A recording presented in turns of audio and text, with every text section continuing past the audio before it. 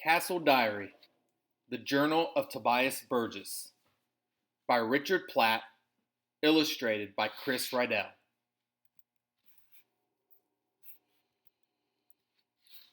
This journal, being the diary of myself, Tobias Burgess, begins this day, the 2nd of January, in the year of our Lord, 1285. I write these words at my home in the parish of Saltington. Here I dwell with my father Henry, my mother Gwynedd, and my two younger sisters, Edith and Sion. But soon I shall be leaving here, for I am to spend the next 12 months, and more I hope, as a page at the castle of my father's elder brother, John Burgess, Baron of Stranborough. My uncle has expected me these past 2 years, but my mother wept and would not let me go. In just 2 days, though, I shall be 11 years of age, and my father says I can wait no longer. At last, I am to be taught the skills and duties I must know to become a squire, and even, mayhap, a knight, if my father can afford it. My mother bids me write this journal so that I will remember all that passes, and can tell her of it when I see her next. For though Stranborough Castle is not 20 miles distant, 'tis most difficult country to cross, and as few people journey that way, news from there is scarce. Now all that stops me is the weather, for the snow lies so thickly on the ground that the roads can barely be seen, let alone traveled upon. The delay tries both my patience and that of Hugh, my father's servant, whose task it is to deliver me to Stranborough. Though I shall be sad to leave my family, except for my sister Sion, who vexes me daily, I scarce can wait to begin my new life. January 10th, Wednesday. Our arrival made me feel most grand, for when we were yet some distance away, the watchman did spy us out and sound his horn, and my cousin Simon rode out to greet us. Simon is full grown and soon to be a knight, but I was greatly pleased to see him as he was kind to me when last he visited my father. We entered the castle through a great gateway and into the bailey beyond. My father's manor house and his stables would fit easily in this huge courtyard. At the far end stands a strong tower house called the Keep. Within the keep is the great hall, which is used for eating and other gatherings. The family live in newer dwellings built against the south wall. Here, Simon showed me where I would sleep and left me. I share my room with 3 other pages. We sleep on wooden pallets with mattresses of straw, like at home. I confess I am so tired from the journey that I barely have strength to write these words. January 11th, Thursday. I awoke this morning early and had chance to observe the other pages while they slept. The one who woke next shared some bread with me. He told me his name was Mark and asked me mine. As we ate, he pointed at the other sleeping pages and laughed. See, Toby, Oliver and Humphrey shall have no bread, for they slumber still. Soon Simon came to take me to the great hall, where my Aunt Elizabeth sat by a huge fire. She welcomed me fondly and told me that my uncle attends the king in the west of the country, but will return in a few days. Then my aunt bade me greet my other cousins, Simon's sisters, Abigail and Beth. Abigail, who was the fairer of face, is younger than I, and her sister is older. When we were introduced, Abigail blushed and looked at me from the tail of her eye. Toby here is to learn the duties of a page, my aunt told them. But this day I would like you to show him our home. Then, turning to me, she added that on the morrow I would learn what I must do to make myself useful. January 12th, Friday. I find that everyone calls my uncle and aunt my lord and my lady, and that I must do likewise. There are so many strange things to learn and do here that today I have time to write only a line or two. I fear my journal will have many gaps in it. January 13th, Saturday. Directly after we had broken our fast yesterday, my aunt summoned me and spoke to me of my duties. Pages here serve my aunt and uncle, and thus learn courtesy and the manners and customs of a noble family. Like the other pages, I am expected to make myself useful by running errands and carrying messages and such like. At meal times, I will learn to serve my aunt and uncle and their guests, to fill their cups and carve them slices of meat, which I will place before them in a genteel way. But as I am her nephew, I am also to be my aunt's personal page and must hold myself ready at all times to attend her. Though I thought this an honor, Humphrey, who was the oldest of the pages here, scorned it, saying, "My aunt will have a sharper eye than most for my heirs." Much of this seemed to me to be dull stuff, so I asked my aunt if I might also ride in a hunt. She did not answer, but instead told me of my studies. The castle chaplain is away at present, for he visits the bishop, but on his return, I will join the other pages under his tutelage. With this, my aunt bade me make myself familiar with the many buildings and places within the castle walls, and then dismissed me. January 14th, the Lord's Day.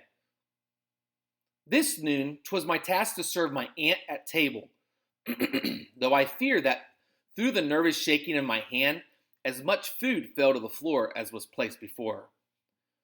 The hall was crowded, for there are many servants here, and it will be some days before I will properly know one from the other. Only 2 of them are women, and one is constantly at my aunt's side. This woman, whose name is Isabel, dresses finely in clothes quite like my aunt's. The other is Isabel's maid. She wears clothes of red and blue, the same colors as the uniforms of many of the men servants. I found it very odd that my aunt's servant should herself have a servant, but when I asked my aunt to explain, she answered me sharply, saying, "Watch your tongue. Though she does my bidding, Isabel's no peasant girl. She is as much my companion as my servant. Like you and many others who serve your uncle and me, she comes from a good family and is used to soft clothes and being waited upon." Then my aunt said, "Why, even a servant's servants sometimes need servants." And 'twas true, as I soon discovered. The steward, for instance, who seems a prim and fussy man, is the most senior of the servants and is in charge of I know not how many others. Among those he instructs is the butler, whose duty it is to care for the castle wines and ales. The butler in turn commands the cellarer, who stores the wine, and even the cellarer has boys to lift the barrels for him. All but the lowest servants eat together in the hall, and we pages sit with them when our serving duties are done. January 15th, Monday. I attended my aunt today in the great chamber. This is where my aunt and uncle sleep, but by day, my aunt receives visitors there and instructs the servants in the running of the castle. At home, we call this room the solar, though ours is smaller by far. My aunt is always busy, for it is she who directs the steward in the management of the castle household. She jokes that when my uncle is away, she must do all her own work, and also everything he does, except for shaving. January 16th, Tuesday. With my aunt again this day, and met more of the people who aid her in her daily busyness.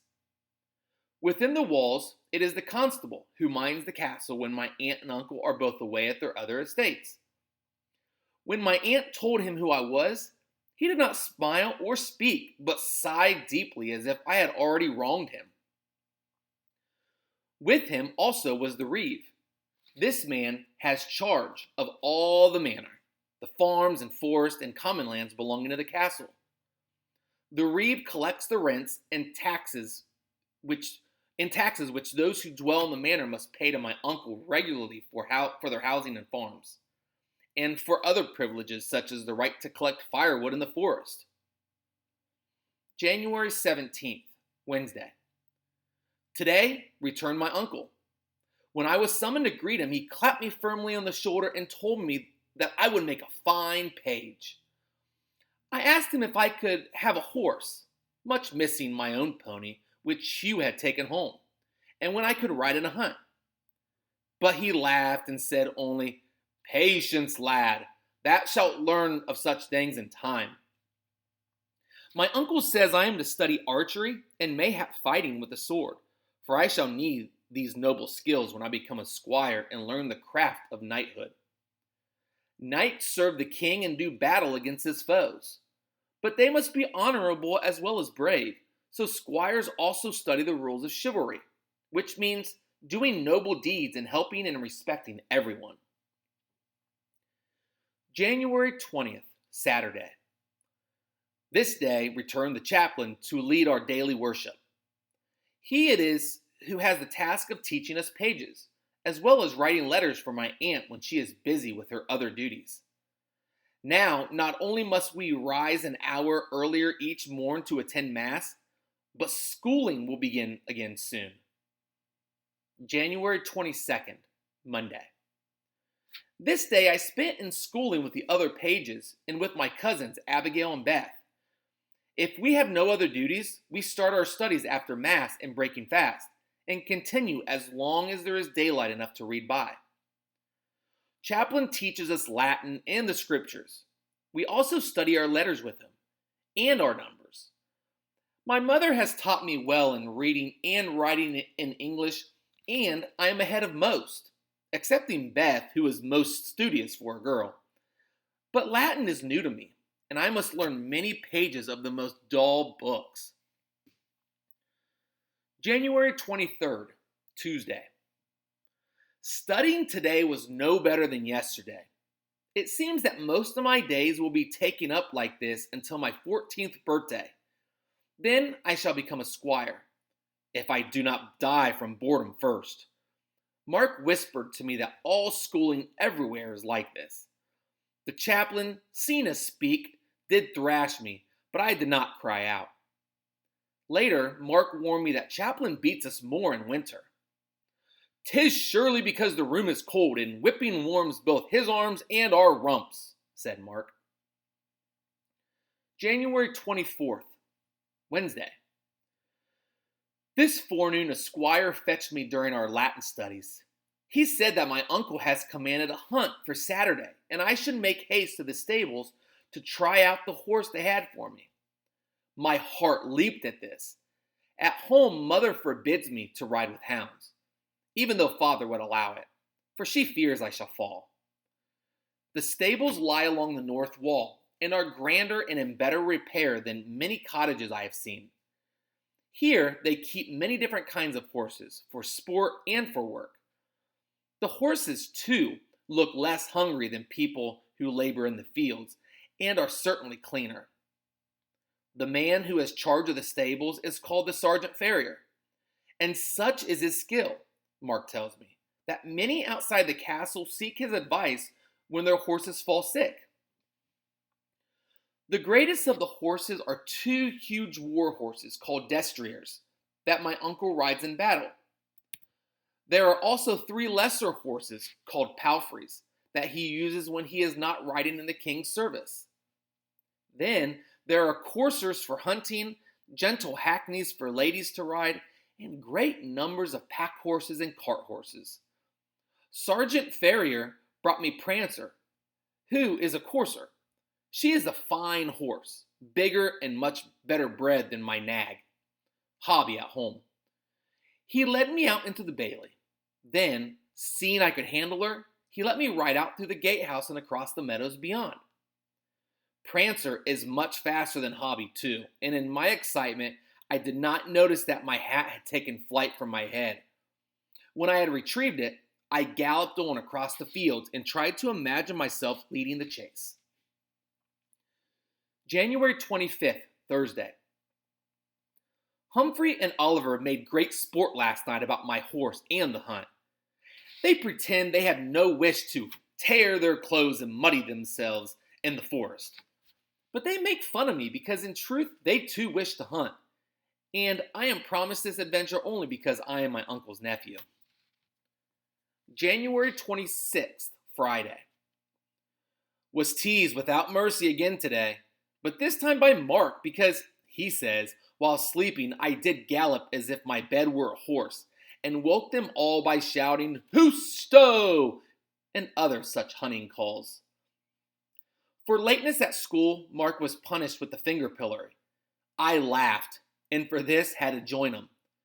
Chaplain made us stand 1 hour with our fingers held tight between the pillory's boards. I fear I shall sleep as little as a cat this night, for my mind spins with thoughts of the morrow's venture. I pray that it will be a success. January 27th, Saturday. The baying of hounds woke me before dawn this day, and I opened the shutter just in time to see the kennel lads fixing bells around the dogs' necks, which I thought most odd. Breakfast was a much grander affair than the bread and ale that we usually enjoy, for gathered with my uncle in the hall were many other noble folk from neighboring manors. The talk was all of the hunt. It seems that my uncle's manor is a better place than most for such sport. He and his squires hunt deer or hare or fox each week at least, though rarely with so many noble friends. Today, though, we were to hunt boar, which is the most exciting and dangerous of all quarry. This, I learned, is why the dogs wear bells. The noise of them scares the beast, which otherwise is so fierce it will kill half the pack. At last, the signal was given and the hunt set off. We rode from the castle to the forest edge before releasing the hounds. But then, though I followed as fast as I dared, I was soon left far behind. Ahead of me, I could hear the hounds baying with great excitement, and I guessed they had found a boar. Then I heard the huntsman signal the end of the chase with a long note on his horn, and I knew I had missed the best moment. The tracks of the horses led me to a clearing where the huntsman had already cut open the beast and given its guts to the dogs. A squire I did not know told me the boar had fought bravely, turning at the end to face the pack. But the hounds had kept the boar at bay until the huntsman could surround it and kill it with spears and swords. I was sore dismayed not to have seen such a sight. What's more, I lost my way on the journey back to the castle. 'Twas dusk before I returned, and now I have had no supper.